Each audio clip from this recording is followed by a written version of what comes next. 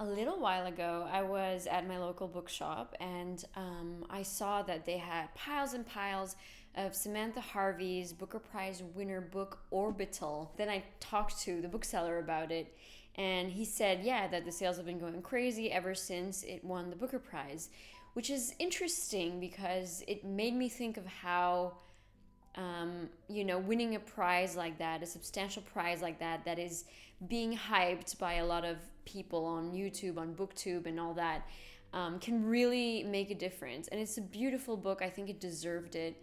And I say that because I actually stumbled upon it a couple of years ago, and I immediately got it, and I read it, and I loved it, and it was one of my favorite books of that year. I think it went out a couple years, either a couple years ago or the year before that. I don't remember. And for those of you who don't know, you should definitely read it. It's a very slim novella.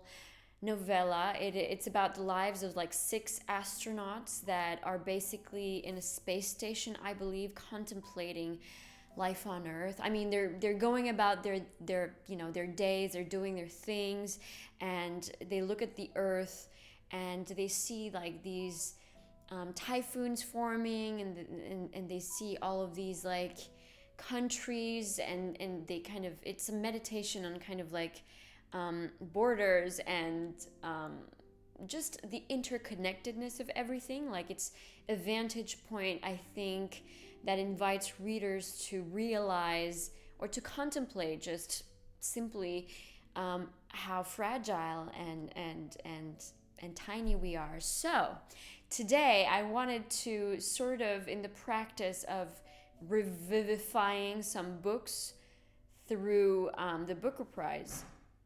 Oh, I think that's a book that just got delivered. Oh, yeah, okay, I'm gonna be right back. 3 hours later. Oh my gosh, so it was books delivery. Maybe we can unpack those in the end of this video. But anyway, I just kind of want to make this quick. What was I saying? I was saying, so I loved Orbital. I love contemplative space books. That's kind of like how I could call them. Books where astronauts are a character or characters, but philosophical and poetic and dreamy, and that's kind of what Orbital is. So I just wanted to recommend a couple other books. I think I'm actually thinking of a third one right now. If you liked Orbital and if you've read it, and if you haven't, you should. I really think it's well deserving of the Booker Prize. Probably more because it's very, it's kind of the civilizational reckoning of our time, right? Like, to realize that we are interconnected, that if we keep having a world where we have nation states that go to war with one another and, bomb the shit out of other people, it's not good for anybody, not even for them. But sadly, we are a delusional species, at least a lot of those people in power. But that's another story. I just think that it's really relevant to read, and if not just for the beautiful prose, I loved it. I thought it was just kind of like poetry in a book. And so nothing much happens in the sense of there's no plot twists or whatever, or drama, but I think it's just so beautiful. So if you like that one, or if you like the genre of contemplative space books, here are a few books that you might like. First one is Pale Blue Dot by Carl Sagan. I love this book.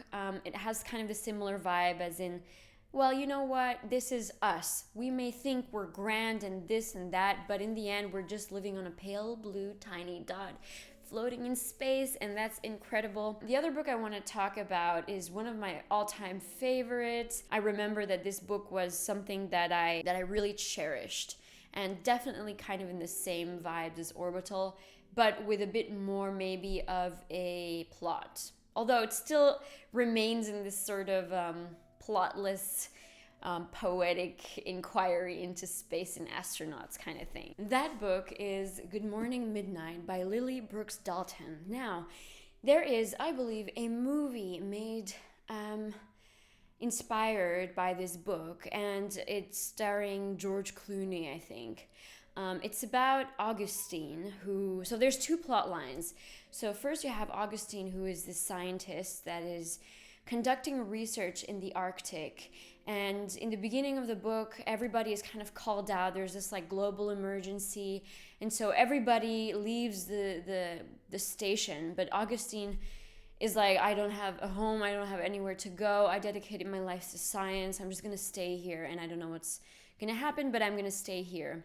And he stays there, and he has no news at all anymore from, like, he has no news from the world. He tries to, reach people through the radio. It's like the world is responding with this deafening silence. It's eerie. It's eerie. And then, luckily for him, he finds company. There is a stowaway that was left behind, who is a child, and so that child doesn't speak at all. So there's also this silence that comes from the child, which invites us to question why the silence of the world, why the silence of the child. I thought it was really poetic and beautiful. And the other plot line of that story is you follow as well a crew of astronauts. And there's a beautiful focus on each of those characters. So it's sort of a character study. It's more of a book of a character study. There's more character study in this one than in Orbital.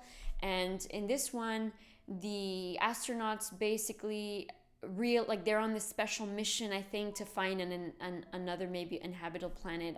I don't remember exactly, but they're on an important mission, and they're called back to Earth. Or they have an inkling that there's an emergency. I don't really remember quite well. And so they try to reach, base, and they don't manage to hear anyone. There's, again, on their side, there's this deafening silence from Earth, and they wonder what happens, what's going on. So at some point, these two parallel storylines, plot lines kind of converge. But I don't want to spoil too much because I think it's a beautiful book. It has a really beautiful ending, which leaves a lot of space for contemplation. In a very similar, I got a very similar vibe than Orbital about that one. The other one, the last one, is, again, one of these books that I saw. I was like, it's about space. I'm in for it, baby. I want to go to space without the risk of going to space. I don't know how astronauts do it. I could definitely not do it. I think the wildest thing I've ever done was diving. And talking about diving, this next book is actually also set partly underwater. So it's called In Ascension by, what's the name? I wrote it down somewhere. Martin McInnes. So it's really an exploration of life's origins. In a way, there's a scientist again, so all of these scientists and astronauts kind of have a thing going on here. This one is specifically a marine biologist, got it, named Lei, who basically is called upon to research something, sort of a very strange phenomena that is happening underwater. So she explores in the beginning the depths of the ocean and how that is somehow subtly connected to something in outer space. Because I think in the end she goes to space, and it sort of confronts us with what we have gone so far as to actually be able to go to space, but there's still so much we don't know. There's still so much we can't comprehend, and I find that fascinating. I'm going to be talking a lot about these kind of books, also more towards nonfiction. It's really something that I love to explore in literature.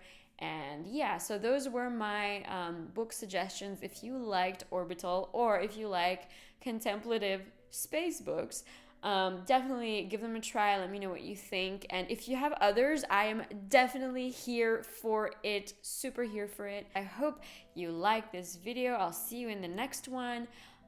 This is a great gift idea for all of your space lover, poetry lover friends. If I was a bookseller, and if I was if I had my own bookstore, I would definitely feature this sort of genre as a prominent thing. I don't know why. I think it's so fascinating. Anyway, see you.